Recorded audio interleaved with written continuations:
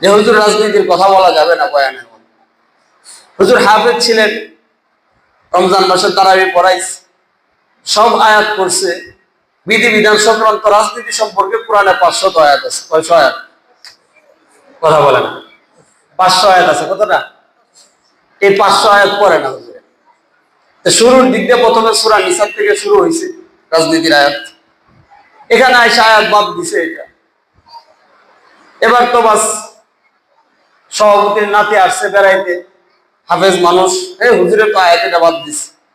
সভাপতির আর ধৈর্য কুলাইছে না, সাথে সাথে ফোন দিছে ইমাম সাহেব, হুজুর আপনি এটা কেন কি করলেন? কথা বুঝছেন? আপনি তো বলছিলেন রাজনীতির কোন আয়াত, রাজনীতির আলোচনা করা যাবে না মসজিদে, এই আয়াতটা তো রাজনীতির আয়াত, এই জন্য এটা বাদ দিয়ে দিচ্ছে। চুরি করলে চুরির হাত কাটতে হবে, এটা কি রাজনীতি না? মানে এই হাতটা যদি কাটতে যান, এটার জন্য কি রাজনীতি করে আপনার সংসদে যাইতে হইব না?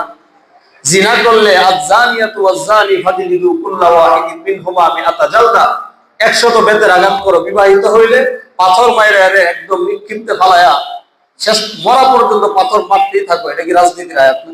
মানে এই বিধানগুলো যদি আপনি বাস্তবায়ন করতে চান, এটা কি এখানে বসে বললে হবে নাকি সেটার জন্য সংসদে যাইতে হবে? কথা বলে না, সংসদে যেতে হবে। এই জন্য এটি বাদ দিয়ে দিচ্ছি। আর আমি তো আরবিতে পড়তে নিষেধ করি না, বাংলা রাখতে নিষেধ করছি, কারণ আরবি তো আমি বুঝি না।